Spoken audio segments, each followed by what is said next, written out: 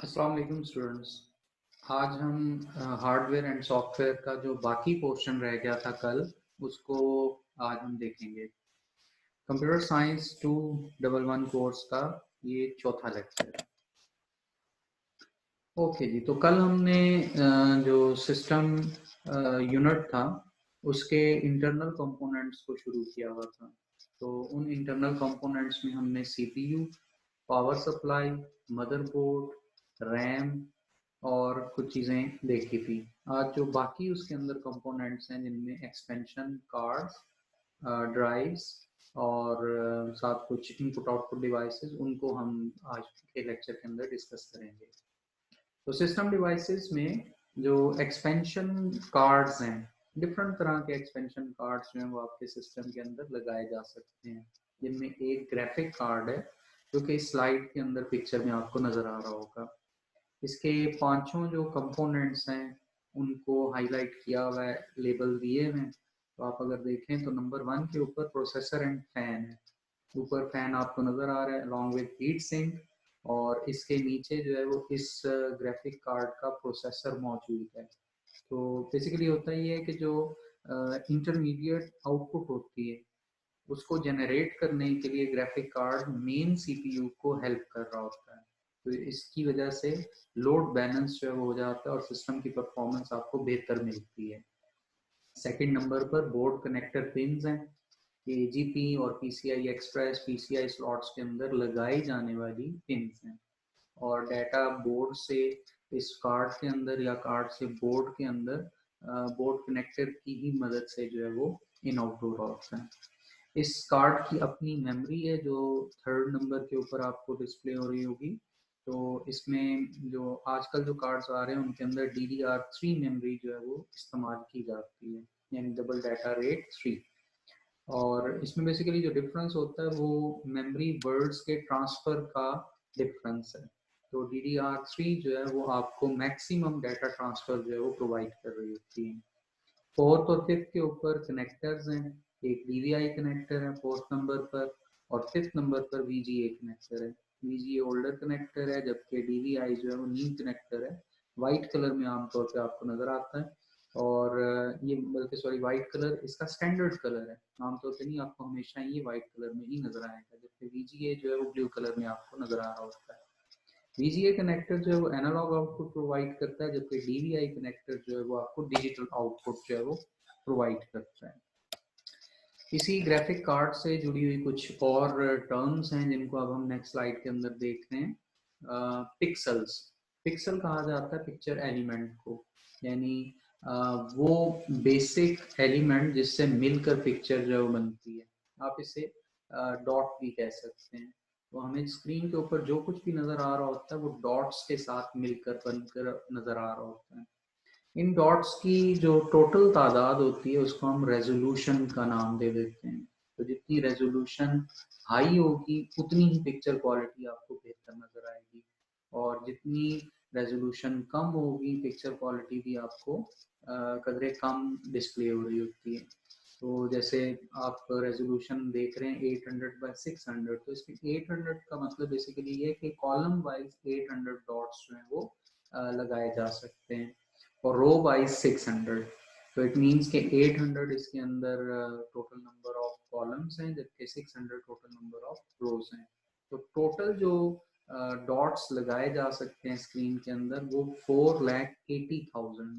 तो it means के resolution अगर 800 बाय 600 होगी तो इट मींस के 4,80,000 पिक्सल्स जो है स्क्रीन के अंदर मौजूद होंगे। इसके मुकाबले में अगर 1024 बाय 768 रेजोल्यूशन हो तो डेफिनेटली जो नंबर ऑफ पिक्सल्स हैं वो बढ़ जाएंगे। तो नंबर ऑफ पिक्सल्स बढ़ने से स्क्रीन के ऊपर जो आपको इमेज क्वालिटी है वो और बेहतर नजर आएगी। तो इसी तरह से रेजोल्यूशन बढ़ाते चले जाएं तो स्क्रीन के ऊपर जो पिक्चर इमेज या आउटपुट आपको डिस्प्ले हो रहा होता है उसकी क्वालिटी बेहतर होती चली जाती है। स्क्रीन रेजोल्यूशन को हम ऑपरेटिंग सिस्टम के अंदर डिफाइन कर सकते हैं कि हम अपने स्क्रीन के लिए किस तरह की रेजोल्यूशन या कितने नंबर ऑफ पिक्सल्स जो है वो रखना चाहते हैं। दो तरह के आमतौर पे कार्ड्स जो हैं वो आपको मिल रहे होते हैं, एक AGP कार्ड और एक PCI एक्सप्रेस कार्ड। जो AGP का कार्ड है उसको हम कहते हैं, फुल फॉर्म है उसकी एक्सेलरेटेड ग्राफिक पोर्ट। ये पुरानी टेक्नोलॉजी है लेकिन अभी भी अवेलेबल है, यानी अगर आप एनालॉग मॉनिटर्स को अभी भी सिस्टम्स के साथ कनेक्ट करना चाहते हैं तो वो कनेक्ट कर सकते हैं। बहुत डिजिटल और एनालॉग आउटपुट जो है ये प्रोवाइड कर सकते हैं। जो PCI एक्सप्रेस कार्ड है ये न्यू टेक्नोलॉजी है, फास्टर देन AGP है, और ये टू ग्राफिक कार्ड्स को परफॉर्मेंस इंप्रूव करने के लिए, जिसे हम स्केलेबल लिंक इंटरफेस का नाम देते हैं, ये अलाउ करते हैं, और एनालॉग डिजिटल बोथ में ये आउटपुट जो है वो दे सकते हैं। तो ये कार्ड्स जो है ये एक्सपेंशन स्लॉट्स के अंदर मदरबोर्ड के ऊपर जो है वो लगा दिए जाते हैं, और एक्सटर्नली इन पोर्ट्स को इस्तेमाल करते हुए जो 4 और 5 आपको नजर आ रही हैं, DVI कनेक्टर और VGA कनेक्टर्स, इन पोर्ट्स के थ्रू एक्सटर्नली डिवाइसेस को कनेक्ट कर दिया जाता है, इन मॉनिटर्स को, या जहां पर भी आप जो आउटपुट है वो लेना चाह रहे होते हैं। सिस्टम डिवाइसेस में जो एक्सपेंशन कार्ड्स हम डिस्कस कर रहे हैं उसमें नेक्स्ट है साउंड कार्ड, जो कि रिस्पॉन्सिबल होता है साउंड जनरेट करने के लिए।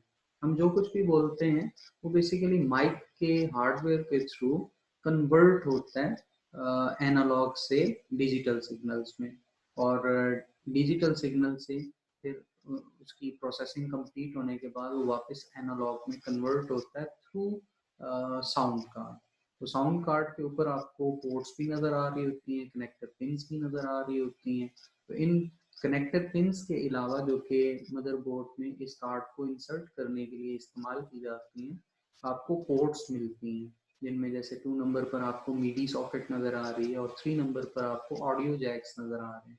ऑडियो जैक्स के ऊपर आमतौर पे माइक और हेडफोन जो है वो इस्तेमाल किया जा रहा होता है, जबकि मीडी पोर्ट जो है ये गेम पोर्ट होती है, और इसके ऊपर सॉरी गेम पोर्ट कह रहा हूँ, इसमें म्यूजिकल इंस्ट्रूमेंट्स जो है वो लगाए जाते हैं डिजिटल आउटपुट के लिए, हम इनको यूज करते हैं।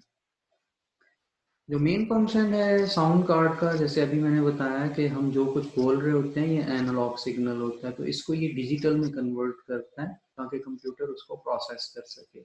ठीक है, इसी तरह से जब कंप्यूटर प्रोसेस कर लेता है तो फाइनली हमें सुनाने के लिए स्पीकर के थ्रू जो कुछ भेजता है बेसिकली वो डिजिटल से वापस एनालॉग में कन्वर्ट होकर आपको मिल रहा होता है। तो साउंड कार्ड हमारे पीछे हमारे लिए यही काम जो है वो कर रहा होता है, डिजिटल से एनालॉग और एनालॉग से डिजिटल में कन्वर्ट करने का। तो साउंड कार्ड के साथ मुख्तलिफ डिवाइसेस जो कनेक्ट किए जा सकते हैं, जिनमें माइक्रोफोन, रेडियो टेप डेक है, रिकॉर्ड प्लेयर है, हेडफोन है, स्पीकर्स हैं। ठीक है, इसी तरह आउटपुट टू टेप जो है वो आप इसके ऊपर कनेक्ट कर सकते हैं। तो ये आपको वो पोर्ट्स प्रोवाइड करता है जिनको इस्तेमाल करते हुए आप इन तमाम डिवाइसेस को कनेक्ट करते हैं। देन कम्स नेटवर्क कार्ड, यानी अगर आप अपने सिस्टम में नेटवर्क की फंक्शनैलिटी जो है वो लेना चाह रहे हैं, आप उसकी स्टैंडर्ड वर्किंग को एक्सपेंड करना चाह रहे हैं कि वो स्टैंड अलोन से नेटवर्क का हिस्सा बन जाए, तो आपको एक ईथरनेट कार्ड जो है वो चाहिए होगा। ईथरनेट कार्ड कह लें या नेटवर्क कार्ड कह लें, एक ही बात है। नेटवर्क एडॉप्टर भी इसको कहा जाता है। ये नेटवर्क एडॉप्टर आमतौर पर 3 तरह से आपको जो है वो मिल रहा होता है। इसे सिंपल ईथरनेट भी कहते हैं, जो आपको 10 Mbps की स्पीड देता है, और अगर ये 100 Mbps की स्पीड आपको दे रहा हो तो इट मीन्स कि ये फास्ट ईथरनेट कार्ड है। और अगर ट्रांसमिशन स्पीड आपको 1000 Mbps यानी 1 गीगाबिट पर सेकेंड स्पीड आपको मिल रही हो तो इसे गीगाबाइट ईथरनेट कार्ड जो है वो कहा जाता है। ये यूएसबी में भी अवेलेबल होता है, यूएसबी पोर्ट पर लगाने के लिए, और आप आजकल जैसे ये यूएसबी पोर्ट के लिए इजीली अवेलेबल है कि आप बजाय सिस्टम यूनिट को खोलकर एक्सपेंशन कार्ड के अंदर इस कार्ड को लगाने के, आप डायरेक्टली यूएसबी पोर्ट के ऊपर भी इसको कनेक्ट कर सकते हैं। ये वायरलेस कार्ड की शक्ल में भी आपको मिल रहा होता है, यानी अगर आप केबल्स इस्तेमाल करते हुए नेटवर्क नहीं बनाना चाहते बल्कि वायरलेस एनवायरनमेंट रखना चाहते हैं तो भी ये आपको अवेलेबल है मार्केट में। तो जो नेटवर्क कार्ड है अगर वायरलेस में आप परचेज करते हैं तो ये आपको डिफरेंट स्टैंडर्ड्स के ऊपर जो मिल रहा होता है, जिनमें बी, जी और एन स्टैंडर्ड्स हैं। बेसिक जो डिफरेंस है इनमें वो इनकी रेंज का और डाटा रेट का है, ट्रांसमिशन रेट जिसे कहा जाता है। जैसे बी स्टैंडर्ड के बारे में आप अगर देखें तो 99 में ये इंट्रोड्यूस हुआ था और 11 Mbps अब यहाँ पर भी ये देख लें कि b अगर स्मॉल होगा तो बिट्स पढ़ा जाएगा और b अगर कैपिटल होगा तो बाइट्स पढ़ा जाएगा। तो इसकी ट्रांसमिशन स्पीड या ट्रांसमिशन रेट जो था वो 11 मेगाबिट्स पर सेकंड था और रेंज 30 मीटर थी। इसी तरह से अगर आप जी स्टैंडर्ड की बात करते हैं तो ये 2003 में इंट्रोड्यूस हुआ था और 54 Mbps की स्पीड आपको देता था। रेंज इसकी बी स्टैंडर्ड के साथ सेम है। जबकि एन स्टैंडर्ड जो नॉर्मली हम आजकल भी इस्तेमाल कर रहे हैं ये 2006 में इंट्रोड्यूस हुआ था और अप टू 540 Mbps की स्पीड आपको ऑफर करता था। 50 मीटर की रेंज में ये काम करता है। ये भी यूएसबी में आजकल भी अवेलेबल है। इसके अलावा आप अगर लैपटॉप में लगाना चाहें तो पीसी कार्ड, और अगर आप डेस्कटॉप में इंटरनल बोर्ड के ऊपर लगाना चाहें तो पीसीआई एक्सप्रेस कार्ड जो है वो इसमें पीसीआई कार्ड जो है वो मार्केट में अवेलेबल होता है। इसके साथ एंटीना भी होता है जो कि इसकी रिसेप्शन को, सिग्नल रिसेप्शन को बेहतर करता है। अगर आप लोकल एरिया नेटवर्क नहीं बनाना चाहते बल्कि इंटरनेट यूज़ करना चाहते हैं तो आपके पास मॉडेम कार्ड की जो एक ऑप्शन है, फैसिलिटी है, वो मौजूद है। Modem stands for modulator and demodulator. Modulation और डीमॉड्यूलेशन का काम करता है। कंप्यूटर सिस्टम डिजिटल सिग्नल्स को प्रोसेस करता है। तो इन डिजिटल सिग्नल्स को प्रोसेस करते हुए जब आप डाटा सेंड करना चाहते हैं किसी दूसरे को तो डाटा को कन्वर्ट होने की ज़रूरत पड़ती है एनालॉग में, क्योंकि आपके पास जो टेलीफोन केबल्स हैं या एयर को भी इवन अगर आप मीडियम बनाते हैं तो आपको डिजिटल सिग्नल को एनालॉग में कन्वर्ट करना होगा। अदरवाइज आपका डाटा ज़ाहिर ट्रांसमिशन मीडियम के ऊपर ट्रेवल नहीं कर सकता। तो मॉडेम मॉड्यूलेट करते हुए एनालॉग सिग्नल डिजिटल सिग्नल्स को एनालॉग में कन्वर्ट करता है। फिर ट्रांसमिशन मीडियम पर ये ट्रेवल करते हुए रिसीवर तक जाता है और रिसीवर एंड पर जो मॉडेम लगा हुआ होता है वो ऑपोजिट में एनालॉग सिग्नल्स को डिजिटल सिग्नल्स में वापस कन्वर्ट कर देता है। ठीक है, इसी वजह से इस कार्ड का नाम जो है वो मॉडेम कार्ड है। ये स्टैंडर्ड जिस पर ये बनाया जाता था उसे 56 के स्टैंडर्ड कहा जाता था, यानी इसकी स्पीड 56 kbps की स्पीड होती है। ये मुख्तलिफ आपको शेप्स में अवेलेबल है। अगर आप इंटरनली लगाना चाहते हैं बोर्ड के ऊपर तो पीसीआई स्लॉट्स के ऊपर लगाया जाता है। यूएसबी में भी आजकल ये अवेलेबल है। एक्सटर्नल मॉडेम्स भी अवेलेबल होते थे जो कि ऑक्स पोर्ट के ऊपर जो लगाए जाते थे। ये चंद कार्ड्स के बाद हमारे पास नेक्स्ट जो कैटेगरी स्टार्ट होती है इंटरनल डिवाइसेस में वो हैं drives, disk and drives. Disk और ड्राइव में थोड़ा सा डिफरेंस है। डिस्क हम कहते हैं उस हार्डवेयर कंपोनेंट को जिस पर आपका डाटा जो है वो रिसाइड करता है, डाटा स्टोर हुआ हुआ होता है। जबकि डाटा को रीड या राइट करने के लिए जो डिवाइस हम इस्तेमाल करते हैं उसे ड्राइव का नाम दिया जाता है। दो तरह की स्टोरेज होती है, एक प्राइमरी और एक सेकेंडरी। प्राइमरी स्टोरेज वोलेटाइल है, ठीक है, और अब वोलेटाइल जैसे इसका जिक्र पहले भी किया जा चुका है इस टर्म का कि डाटा आपका लॉस्ट हो जाता है जब आप पावर को ख़त्म करते हैं या पावर कट ऑफ करते हैं इस डिवाइस को। आप पावर जब नहीं देंगे तो डाटा उसमें से लूज हो जाएगा। मीन सेमीकंडक्टर मेमोरी होती है, छोटी मेमोरी है कैपेसिटी वाइज लेकिन स्पीडी है क्योंकि सॉलिड स्टेट है, इसमें कोई मैकेनिकल मूवमेंट पार्ट्स की नहीं होती। जबकि सेकेंडरी स्टोरेज जो डिवाइसेस होते हैं वो होते तो नॉन वोलेटाइल है, यानी अगर आप पावर कट ऑफ भी कर देते हैं तो जो डाटा आपने उसमें सेव किया वो सेव ही रहेगा, वो खत्म नहीं होगा अनलेस के यूजर खुद उसे डिलीट ना करे। कैपेसिटी भी बहुत ज़्यादा होती है लेकिन इसका जो ट्रांसफर रेट है या डाटा रेट है वो प्राइमरी स्टोरेज से बहुत कम होता है। ठीक है, तो डाटा जब आप हार्ड डिस्क में स्टोर करते हैं तो हार्ड डिस्क में ये in the form of ones and zero store होता है और मैग्नेटिज्म को इस्तेमाल करते हुए सेकेंडरी स्टोरेज डिवाइसेस में डाटा को स्टोर किया जाता है, पर्टिकुलरली अगर बात करें हार्ड ड्राइव की। ठीक है, और इसमें डाटा को सेव करने के लिए अगर मैं इसकी पिक्चर आपको दिखाऊं तो इस वक्त स्क्रीन पर आपको ये पिक्चर नज़र आ रही होगी। हार्ड डिस्क का अपना एक रीड राइट हेड होता है जो कि इस मेटल प्लेटर के ऊपर जो है वो अपना डाटा राइट करते हैं।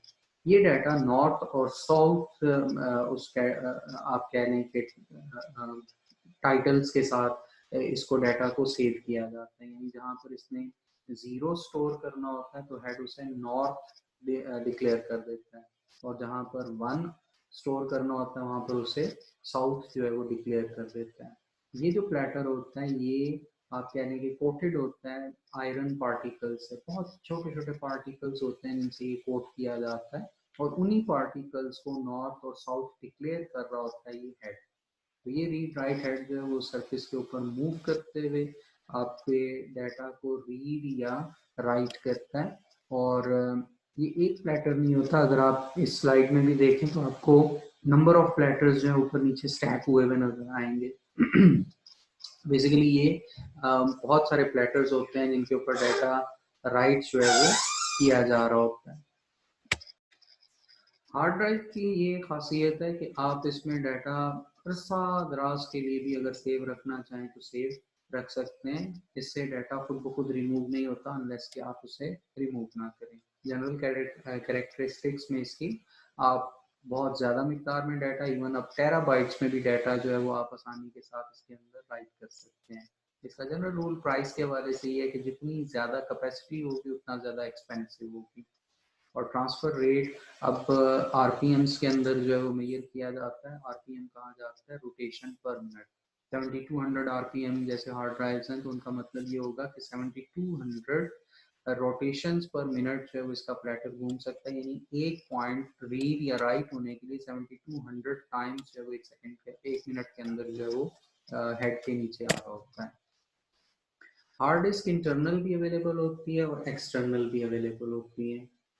इंटरनल हो या एक्सटर्नल हो, इसकी डिफरेंट आपको टाइप्स जो हैं या टेक्नोलॉजीज जो मिलती हैं। जैसे जो पास्ट में हम इस्तेमाल करते रहे हैं वो आईडीई ड्राइव्स हैं। आईडीई ड्राइव आपको नेक्स्ट स्क्रीन के अंदर आपको दिखाई देगी। ये जो डिस्क होती है इसे रिबन केबल की मदद से मदरबोर्ड के साथ अटैच किया जाता है। लेफ्ट साइड के ऊपर मदरबोर्ड ये जो रिबन केबल है उसकी शक्ल आपको नजर आ रही होगी। ये केबल जो है ये एक वक्त में 2 ड्राइव्स को हैंडल कर सकती है, उसके साथ कनेक्ट किए जा सकते हैं। यानी आप अगर देखें तो ये ब्लू वाला जो कनेक्टर है ये मदरबोर्ड पे लगाया जाता है, जबकि वाइट और ब्लैक वाला जो कनेक्टर है ये हार्ड ड्राइव्स के अंदर जो आईडी टाइप्स की होती थी उसमें लगाया जाता था। और ड्राइव्स अगर 2 आप एक वक्त में कनेक्ट कर रहे हैं तो आप उनके स्टेटस को डिक्लेयर करेंगे, और वो स्टेटस होता है मास्टर एंड स्लेव। जो मास्टर है वो आप यूँ कह लें कि पेरेंट ड्राइव है, जबकि स्लेव आप एज अ चाइल्ड ड्राइव जो है वो यूज कर सकते हैं। हार्ड ड्राइव के ऊपर जंपर सेटिंग होती है, लेफ्ट साइड के ऊपर आपको सेटिंग नजर आ रही होगी। ये ड्राइव के बैक पैनल के ऊपर जो नजर आती है। तो इनमें जंपर्स को सेट किया जाता है और हार्ड ड्राइव के ऊपर प्रिंटेड होता है कि मास्टर के लिए आपको किस तरह की सेटिंग करनी है, जंपर को कैसे एडजस्ट करना है, और स्लेव के लिए कैसे करना है। तो आप जंपर को सेट करके एक ही केबल के ऊपर 2 आईडी ड्राइव्स जो है वो कनेक्ट कर सकते थे। आईडी ड्राइव के बाद सेटा ड्राइव भी आपको मिलती है। सेटा कहा जाता है सीरियल एडवांस टेक्नोलॉजी अटैचमेंट को। फास्टर डाटा रेट आपको ऑफर करती है मुकाबले में आईडीई के, और इसमें कोई मास्टर स्लेव का अरेंजमेंट नहीं होता क्योंकि एक केबल के ऊपर एक ही ड्राइव कनेक्ट होती है, और एक एंड इस केबल का साटा केबल का मदरबोर्ड के ऊपर लगा दिया जाता है, और दूसरा कनेक्टर जो है वो साटा ड्राइव के अंदर जो है वो लगाया जाता है। नीचे अगर आप मदरबोर्ड के कनेक्टर देखें तो आईडीई के कनेक्टर्स भी आपको नजर आ रहे होंगे और साटा के भी कनेक्टर नजर आ रहे होंगे। यही आईडीई के कनेक्टर्स जो हैं ये हम सीडी रोम या डीवीडी रोम को अटैच करने के लिए भी इस्तेमाल करते थे।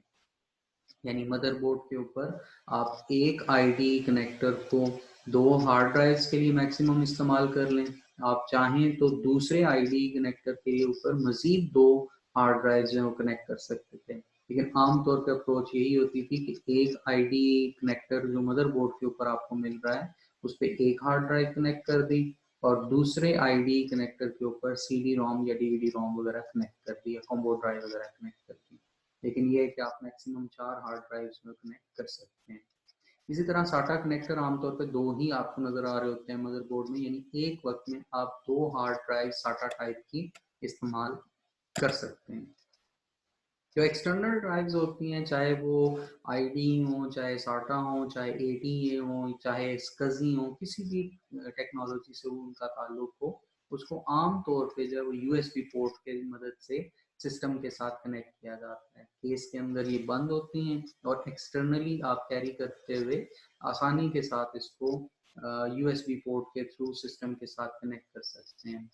हॉट स्वैपेबल होती हैं, यानी आप कनेक्ट करें इनका इनका इंटरफेस जो है वो आपको सिस्टम के अंदर मिल जाएगा, और अगर आप उनको उतार लेते हैं तो सिस्टम से वो आउट हो जाती है। यानी इसके लिए सिस्टम को रीस्टार्ट करना या बायोस के अंदर इन्हें डिटेक्ट करना, वो काम आपको नहीं करना पड़ता।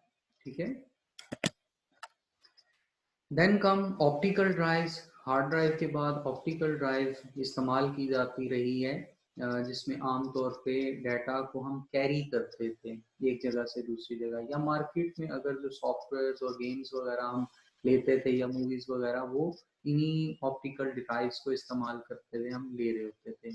यूएसबी का तो खैर उस वक्त वजूद नहीं था जिस वक्त ये बहुत ज़्यादा इस्तेमाल की जाती थी। यानी हर चीज़ आपको सीडी या डीवीडी के ऊपर ही एक जगह से दूसरी जगह लेके जानी पड़ती थी, या फ्लॉपी इस्तेमाल की जाती थी। लेकिन फ्लॉपी का मसला ये था कि उसमें कैपेसिटी बहुत कम होती थी। 1.44 MB तक का मैक्सिमम डाटा आप स्टोर कर सकते थे। तो अगर आपके पास फाइल ज़्यादा है या डाटा ज़्यादा है तो आपको कैरी करने के लिए ऑप्टिकल ड्राइव्स का ही सहारा लेना पड़ता था। यूएसबीज बाद में आई थी। यूएसबीज के आने के बाद ऑप्टिकल ड्राइव्स का इस्तेमाल बहुत कम हो गया। अब इसमें भी जाहिर है डाटा तो आपने स्टोर करना है, तो 1 और 0 को दो स्टेट्स डिफाइन करके जो है वो डाटा को सेव कर दिया जाता है, पिट्स और लैंड्स। पिट्स जो है वो आमतौर पर जीरोस के लिए होते हैं, और वंस जो है वो उनके लिए लैंड्स जो है बनाए जाते हैं। आप यूँ समझने कि सरफेस के ऊपर एक छोटा सा बारीक सा माइक्रोस्कोपिक गड़ा खोद दिया जाता है बाइनरी डिजिट 0 को रिप्रेजेंट करने के लिए, और 1 के लिए आप उसको प्लेन ही रहने देते हैं। तो जब लेजर बीम उसके ऊपर फेंकी जाती है तो वो रिफ्लेक्ट हो जाती है लैंड से, और रिफ्लेक्ट नहीं बल्कि स्कैटर हो जाती है पिट से। तो उसके स्कैटर होने से या रिफ्लेक्ट होने से 1 और 0 को जो है वो पढ़ा जा रहा होता है।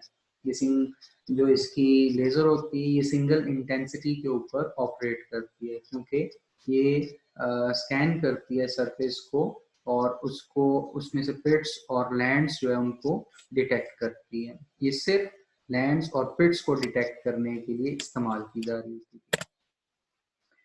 इसमें मुख्तलिफ फिर आपके पास ऑप्शंस हैं, जैसे CDR है जिसमें सिर्फ रीड ओनली का काम होता है, ये ब्लैंक CD होती है, और वंस जो है वो आप इसको इस्तेमाल करते हैं आमतौर पे मूवी सॉन्ग्स और सॉफ्टवेयर वगैरह CDR के ऊपर ही राइट करके आपको दिए जाते हैं, जिनमें मैक्सिमम जो कैपेसिटी आपको मिल रही होती है वो 850 MB है। लेकिन आमतौर पर मार्केट में जो CDRs हम खरीदते थे उनके उनकी मैक्सिमम कैपेसिटी यही 650-700 MB होती थी, लेकिन मैक्सिमम 850 MB तक ये इसका साइज जो है वो जाता है।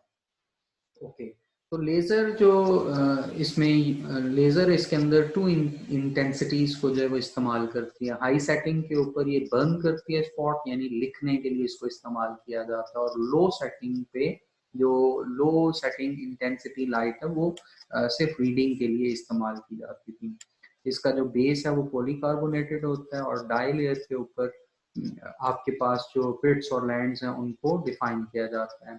लेबल लेयर भी होती है, और फिर इन दोनों के दरमियान में रिफ्लेक्टिव मेटल लेयर होती है जो कि आपके डाटा को प्रोटेक्शन जो है वो प्रोवाइड कर रही होती है।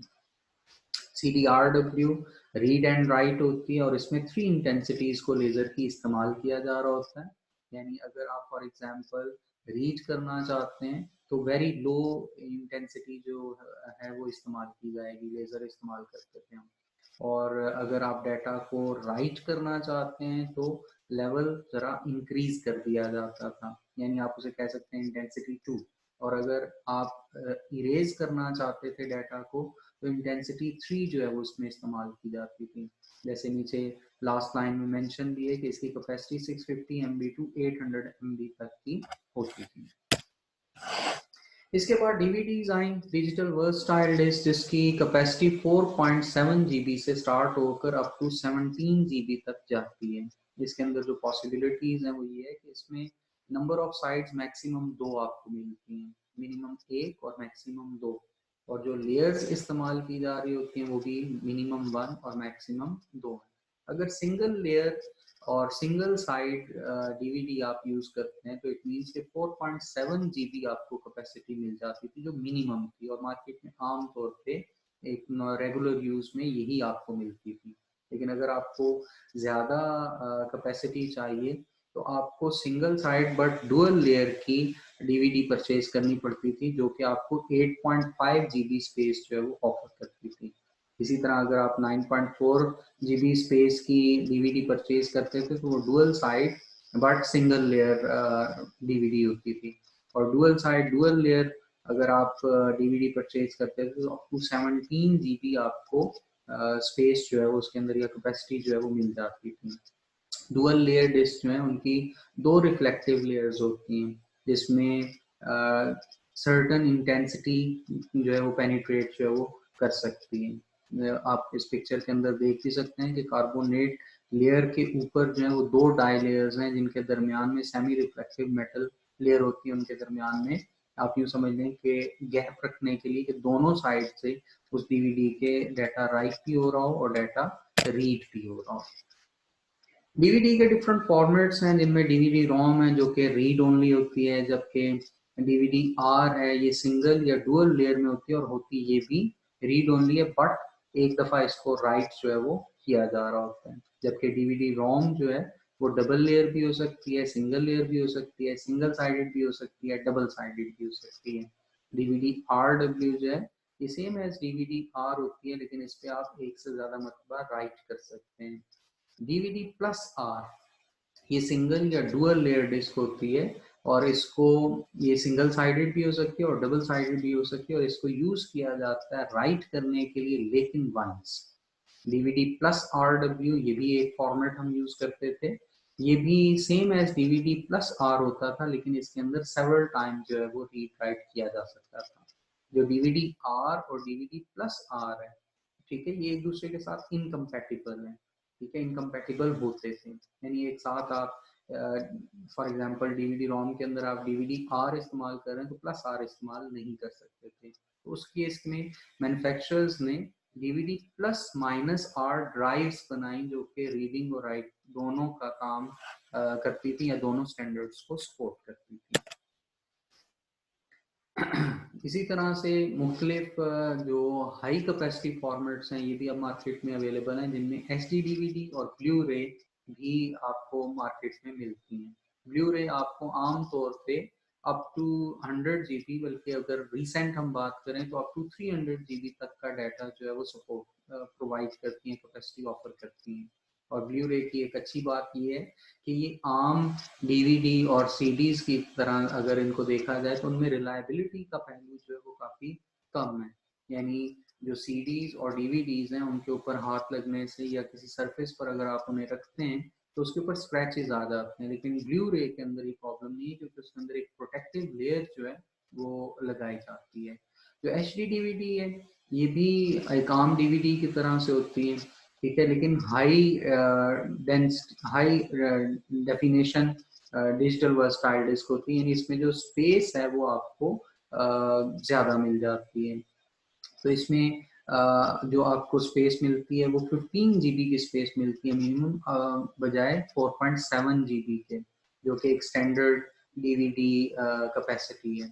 इसी तरह ये डबल साइडेड अगर होगी, अच्छा ये सिंगल साइड की मैं बात कर रहा था, अगर आप डबल साइडेड परचेज करते हैं तो ये आपको अप टू 60 जीबी तक की स्पेस जो है वो दे देती है। इसी तरह कार्ड रीडर्स हैं। कार्ड रीडर्स जो हैं वो डिफरेंट तरह के मेमोरी कार्ड्स को रीड करने के लिए इस्तेमाल किए जाते हैं, ठीक है। अब ये मेमोरी कार्ड्स जो हैं ये माइक्रो कार्ड्स होते हैं, जो कि आमतौर पे मोबाइल डिवाइसेस के अंदर हम इस्तेमाल कर रहे होते हैं, चाहे वो सेल फोन हो, चाहे वो कैमरा हो, चाहे वो कोई भी दूसरा कोई डिवाइस हो सकता है। ये तमाम डिजिटल डिवाइसेस जो हैं इन मेमोरी कार्ड्स को होल्ड किए हुए होते हैं। तो आप अगर आप मेमोरी अगर आपकी फिल हो गई है या उसके अंदर कुछ फाइल्स हैं, जैसे आपने कैमरा से पिक्चर ली और वो मेमोरी कार्ड के अंदर मौजूद है, मेमोरी स्टिक के अंदर मौजूद है, और आप उसको रीड करना चाहते हैं, कंप्यूटर के अंदर सेव करना चाहते हैं, तो ये कार्ड रीडर्स जो हैं वो इस्तेमाल कर सकते हैं। तो ये कार्ड्स जो हैं वो डिफरेंट टाइप के होते हैं, micro drive, smart media, SD memory card, memory stick, duo pro, XD picture card, etcetera. Then comes output devices, जिनमें मॉनिटर्स जो हैं वो मौजूद होते हैं, सरे फहरिस्त हैं। प्राइमरी डिवाइस आप कह सकते हैं, इसके बगैर गुजारा नहीं हो सकता, इसके बगैर गुजारा नहीं होता। इमेजेस, टेक्स्ट, ग्राफिक्स, हर चीज़ को ये डिस्प्ले कर रहे होते हैं। LCD, CRT, इसकी दो टेक्नोलॉजीज हैं, liquid crystal display, cathode ray tubes. दोनों में अगर हम डिफ्रेंशिएट करें तो जो CRT हैं बल्कि हैं, ठीक है, रेजोल्यूशन कम है, बिजली ज़्यादा कंज्यूम करते हैं, हीट ज़्यादा जनरेट करते हैं, इमिट करते हैं, तो लेकिन इनकी अच्छी बात यह है कि सस्ते हैं। और दूसरी तरफ अगर हम LCD मॉनिटर्स को या LED मॉनिटर्स को देखें तो एक्सपेंसिव ज़रूर हैं, लेकिन आपको हाई रेजोल्यूशन और इजी टू हैंडल, CRT की तरह बल्कि नहीं है कि आप इनको उठाने में भी आपको मुझे दुश्वारी हो। आप LCD को आसानी के साथ एक बाजू में दबाया आप इधर उधर मूव कर सकते हैं। इसी तरह से LCD कहीं पर पड़ी हुई होगी तो जगह भी कम घेरती है और अच्छी लगती है। इसके अलावा आंखों के लिए भी अच्छी है, और जो हीट है वो भी बहुत कम इमिट करती है। तो LCD ग्रेजुअली उसने CRTs को जो है वो बिल्कुल रिमूव कर दिया है मार्केट से। इन LCDs या जो CRTs हैं, इनकी एक एस्पेक्ट रेशो होती है जो कि उसकी विड्थ और हाइट के दरमियान रेशो को रिप्रेजेंट कर रही है। जैसे एक स्टैंडर्ड मॉनिटर जो है उसके दरमियान जो एस्पेक्ट रेशो है हाइट, विड्थ और हाइट की, वो 4:3 है, यानी 4 विड्थ के लिए और हाइट के लिए 3 नंबर रिप्रेजेंट कर रहे हैं। वाइड स्क्रीन मॉनिटर्स जो होते हैं, यानी एक तो ये होते हैं कि रेक्टेंगल, इसके स्क्वायर की तरह की शेप के होते हैं। एक होते हैं जो रेक्टेंगल शेप में होते हैं, जो वाइड नजर आ रहे होते हैं, उसमें जो एस्पेक्ट रेशो है वो 16:9 की है। ये तमाम मॉनिटर्स जो हैं ये VGA पर या DVI कनेक्शन के ऊपर जो है वो लगाए जाते हैं। मेरे नज़र तस्वीर के अंदर आपको DVI कनेक्टर वाइट कलर में और VGA, जिसपे हम पहले भी बात कर चुके हैं, नजर आ रहे होंगे। जैसे पहले बात हुई कि हर मॉनिटर की एक रेजोल्यूशन होती है जो कि आपको ग्राफिक कार्ड के थ्रू मिल रही होती है। तो आमतौर पे जो स्टैंडर्ड मॉनिटर होते हैं उनकी रेजोल्यूशन XGA, SXGA, UXGA और QXGA में जो है वो जानी जाती है, जिनकी एक स्टैंडर्ड वैल्यू होती है। जैसे XGA की बात करें तो 1024x768 ये नंबर ऑफ पिक्सल्स हैं जो कि ये एक्सटेंडेड ग्राफिक एरे मॉनिटर जो है वो आपको प्रोवाइड कर रहा है। इसी सॉरी इसी तरह बाकी भी आपको नजर आ रहे हैं, super extended, ultra extended, quad extended. जैसे जैसे हम आगे बढ़ते जा रहे हैं, जो रेजोल्यूशन है मॉनिटर्स की वो पहले से बेहतर होती जा रही है। वाइड स्क्रीन के अंदर आपको वाइड XGA, वाइड SXGA और वाइड UXGA रेजोल्यूशन जो है वो मिलती है, जिसके नंबर ऑफ पिक्सल्स आपके सामने है। एग्जाम पॉइंट ऑफ व्यू से अगर आप देखें तो ये इनकी फुल फॉर्म्स और नंबर ऑफ पिक्सल्स या रेजोल्यूशन जो है ये इंपॉर्टेंट है, आपको ये जुबानी याद होनी चाहिए। ठीक है। देन कीबोर्ड, जो कि प्राइमरी इनपुट डिवाइस है, यानी हम कंसिडर यही करते हैं कि इसके बगैर सिस्टम अधूरा है। इसको अगर देखा जाए तो मुख्तलिफ कीज होती हैं जो कि बोर्ड के ऊपर लगाई जाती हैं खास तरतीब से, और अगर हम इनको कैटेगराइज करें तो टाइपिंग कीज हैं जिनको आप टाइपिंग के लिए इस्तेमाल करते हैं, जिसमें तमाम अल्फ़ाबेट्स, नंबर्स, सिंबल्स, एंटर की, जिसे हम पहले रिटर्न की भी कहते थे, स्पेस बार, कंट्रोल, ऑल्ट वगैरह, ये तमाम कीज टाइपिंग कीज एरिया के अंदर मौजूद होती हैं। न्यूमेरिक कीपैड राइट साइड पे आपको नजर आता है कैलकुलेटर के इस पैनल की तरह से, जिसपे नंबर्स होते हैं। नम लॉक को ऑन करते हैं तो आप उन नंबर्स को टाइप कर सकते हैं। Function keys F1, F2, F3 up to F12 तक ये टॉप लेयर के ऊपर आपको कीबोर्ड के नजर आ रही होती है, जिनसे डिफरेंट प्रोग्राम्स में डिफरेंट फंक्शंस का काम दिया जाता है। कंट्रोल कीज, जिनको हम कर्सर को और स्क्रीन पॉइंटर को स्क्रीन पे कंट्रोल करने के लिए इस्तेमाल करते हैं। कीबोर्ड मुख्तलिफ शेप में आपको मिलता है। आमतौर पे जो अरेंजमेंट आपको नजर आता है वो है क्वेर्टी अरेंजमेंट, यानी इसकी जो टॉप लेयर, टॉप सॉरी रो होती है, उसमें QWERTY अरेंजमेंट में कीज जो है वो 6 की 6 लगी हुई होती हैं, तो उसी हवाले से इसे क्वेर्टी अरेंजमेंट का नाम दिया जाता है। और भी अरेंजमेंट मौजूद हैं, जैसे ABCD वगैरह, ये आपको इनके अंदर एंड्रॉयड सेट्स के अंदर मिल जाएंगे कीबोर्ड। लिवरॉक से आपके पास अरेंजमेंट है, AZERTY अरेंजमेंट है, लेकिन इनमें सबसे ज्यादा पॉपुलर जो क्वालिटी है उसका उसका जो फायदा है वो ये है कि आप जो भी टाइप करना चाह रहे होते हैं क्विकली जो है वो क्वेलिटी अरेंजमेंट कीबोर्ड के ऊपर टाइप हो रहा होता है, स्पीड आपको मैक्सिमम इसके ऊपर मिलती है।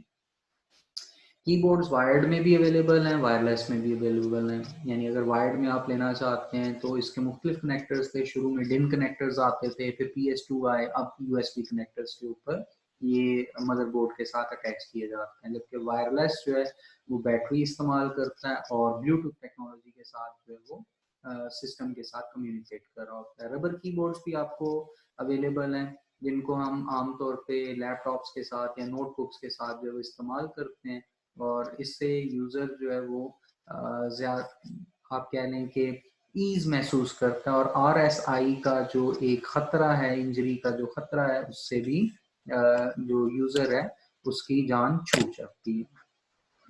देन कम्स माउस, ये भी प्राइमरी डिवाइस है, पॉइंटिंग डिवाइस है जो कि स्क्रीन के ऊपर पॉइंट करने के लिए इस्तेमाल किया जाता है। वायर्ड भी है, वायरलेस भी है, और इसको हम इस्तेमाल करते हैं आमतौर पे 4 फंक्शंस परफॉर्म करने के लिए। जैसे आप इसके थ्रू पॉइंट कर सकते हैं, जिसे हम ट्रैकिंग का नाम देते हैं, क्लिक कर सकते हैं, चाहे वो लेफ्ट हो या राइट क्लिक हो। लेफ्ट क्लिक होगा तो इट मीन्स के इंडेक्स फिंगर के साथ आपने क्लिक करना है, राइट क्लिक होगा तो मिडल फिंगर के साथ करना है, लेकिन ये राइट हैंडेड पर्सन के लिए। लेफ्ट हैंडेड के लिए ये स्विच कर जाएंगी दोनों फिंगर्स। इसी तरह से आप इसको डबल क्लिकिंग के लिए इस्तेमाल कर सकते हैं और ड्रैग एंड ड्रॉप के लिए। तो ये वो फंक्शंस हैं जो कि माउस के थ्रू परफॉर्म किए जाते हैं। बॉल माउस भी अवेलेबल हैं और ऑप्टिकल माउस। बॉल माउस आमतौर पे अब पुराने हो चुके हैं, अब मार्केट में आपको नहीं मिलते। इसमें एक बॉल होता था जो कि सरफेस के ऊपर, मेज के ऊपर रखकर आप मूव करवाते थे, ठीक है, और उसी मूवमेंट की वजह से स्क्रीन के ऊपर कर्सर जो है वो उसका रिफ्लेक्शन जो है वो आपको मिलता था। इसी तरह से ऑप्टिकल माउस हैं जो LED लाइट्स को इस्तेमाल करते हुए डाटा को प्रोसेस करती हैं। देन प्रिंटर आउटपुट डिवाइसेस हैं, हार्ड कॉपी प्रोड्यूस करने के लिए इस्तेमाल करते हैं। यानी पेपर के ऊपर अगर आप परमानेंट और रीडेबल फॉर्मेट में आउटपुट चाह रहे हैं तो प्रिंटर को इस्तेमाल करेंगे। ये प्रिंटर जो है पेपर के ऊपर भी प्रिंट करते हैं, ट्रांसपेरेंसी के ऊपर भी प्रिंट करते हैं, फोटोग्राफिक पेपर के ऊपर भी प्रिंट करते हैं, और कार्ड्स के ऊपर भी आप प्रिंट आउट लेना चाहें तो कर सकते हैं। वैसे तो इनकी बहुत सारी टाइप्स हैं, लेकिन कुछ टाइप्स आपको स्क्रीन के अंदर नजर आ रही हैं, इंकजेट और लेजर। ठीक है, इंकजेट और लेजर जेट प्रिंटर का थोड़ा सा मैकेनिज्म नेक्स्ट स्लाइड्स के अंदर हमने देखना है। जो इंकजेट प्रिंटर्स हैं, इनकी जो आप कह लें कि इसका जो हेड होता है वो एक बारीक सी पिन होती है जिसके ऊपर इसका रेजरवायर होता है इंक का। आप उस रेजरवायर को जो है वो यूँ समझ लें कि उस इलेक्ट्रिक चार्ज देते हैं, तो इसका जो रेजरवायर है वो वाइब्रेट करता है और उसकी वजह से एक छोटा सा ड्रॉप इसकी नोजल से बाहर निकल आता है।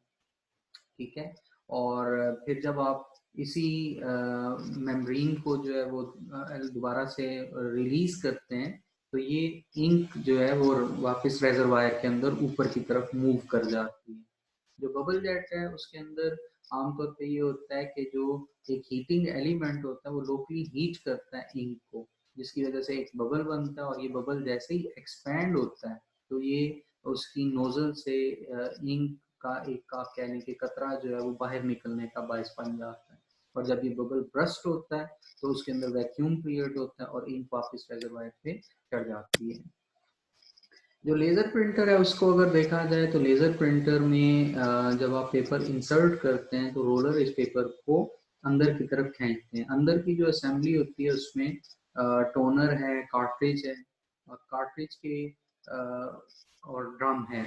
तो पेपर जब मूव करते हुए इन रोलर से इन होता है तो इसके ऊपर कोरोना वायर होती है जो इसके ऊपर इलेक्ट्रोस्टैटिक चार्ज जो है वो स्प्रेड कर देती है।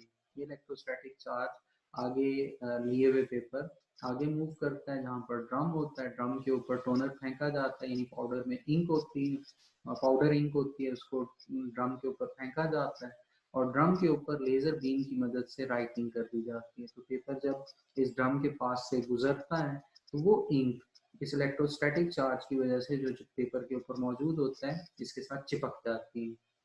मजीद आगे मूव करके हीट उसको नाम दिया जाता है फ्यूज़र। ठीक है, तो फ्यूज़र की तरफ ये जाती है जहाँ पर इसको एक यूज समझ लें कि भट्टी की तरह से गर्म किया जाता है। हीटिंग एलिमेंट है जो कि इस इंक को पेपर के ऊपर जो है वो चिपका देता है मजबूती के साथ, और दूसरी तरफ से आप इसको रिसीव कर लेते हैं। जनरल कैटेगरीज में अगर देखा जाए तो जो लेज़र प्रिंटर हैं ये अगरचे खरीदने में महंगे ज़रूर पड़ते हैं, लेकिन टोटल कॉस्ट ऑफ ओनरशिप यानी यूज़ करना, मेंटेनेंस, सर्विस को अगर मिलाया जाए, स्पीड और इसके बाकी फीचर्स को देखा जाए, यानी कैरेक्टर का प्रिंट करना, पिक्चर्स का प्रिंट करना, बहुत अच्छी रेजोल्यूशन के साथ प्रिंट करना, ये काफ़ी आपको सूटेबल मिल जाते हैं। यानी ख़रीदने में भले महंगे महसूस हो रहे हो, लेकिन तो जैसे कहते हैं ना कि सस्ता रोए बार बार, महंगा रोए एक बार। तो एक दफा का रोना जो है वो आपको बार बार रोने से बचा लेता है। आजकल जो लेजर जेट प्रिंटर्स हैं वो आमतौर पे एक दफा कार्ट्रिज फिल अगर आप करते हैं तो आपको 2000 3000 प्रिंट, इवन 6000 प्रिंट जो है वो भी निकाल कर दे देते हैं। बहुत सारे मॉडल्स आपको ऐसे मिल जाते हैं। फिर कलर प्रिंटिंग भी आप इनके थ्रू कर सकते हैं और ब्लैक एंड व्हाइट प्रिंटिंग भी कर सकते हैं। प्रिंटर्स जो हैं वो A4, A3, A2 जो साइजेस हैं पेपर के, उनको प्रिंट आउट करने के लिए जो वो इस्तेमाल करते हैं। लेकिन अगर आपके प्रिंट आउट्स जो हैं वो बहुत लार्ज, आप कह लें कि शीट्स के ऊपर अगर आपको चाहिए हो, तो फिर प्लॉटर्स जो हैं वो इस्तेमाल किए जाते हैं।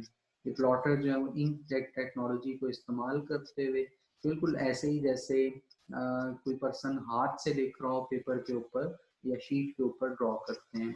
बहुत बड़े बड़े पेपर्स जो हैं, ये जैसे ये जो एडवर्टाइजमेंट मीडिया है, ठीक है, ये या ब्रोशर्स वगैरह हैं, या बड़ी बड़े ये पेनाफ्लेक्स प्रिंटिंग है, ये प्लॉटर के थ्रू जो प्रिंट की जाती है। प्लॉटर दो टाइप्स के हैं, एक ड्रम प्लॉटर और एक flat bed plotter.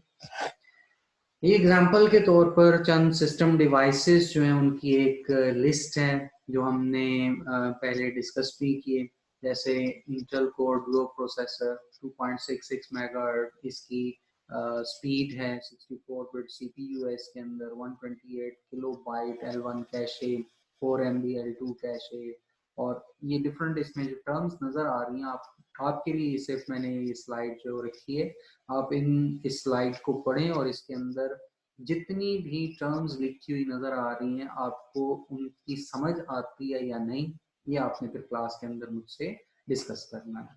Thank you, आज के लिए इतना ही। इंशाल्लाह ताला मजीद नेक्स्ट स्लाइड्स जो होंगी वो फिर आपको नेक्स्ट वीक के अंदर आपके साथ शेयर की जाएंगी। Thank you.